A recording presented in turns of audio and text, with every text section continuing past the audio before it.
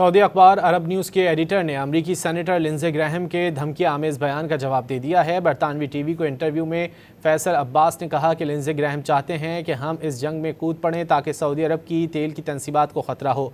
Saudi हुकूमत के अमरीका और पाकिस्तान के साथ दिफाई मुआहदे हैं।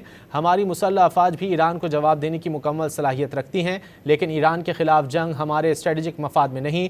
उन्होंने कहा कि खलीजी मुल्क ईरान के ख़िलाफ़ जंग में पड़े तो अमरीकी आवाम समेत पूरी दुनिया महंगी तरीन तवानाई की कीमत चुकाएगी।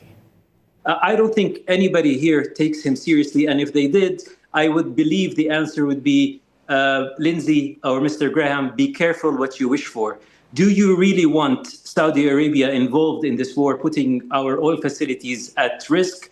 Or do you want us stabilizing the energy markets, looking at oil prices possibly exceeding $150? You can't have it both ways.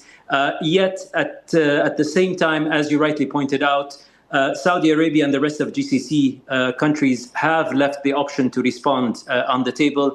And everybody knows very well that the armed forces are very well equipped. There's the willingness to do it. There are allies. There's a security pact with Pakistan and with the United States that can be activated anytime.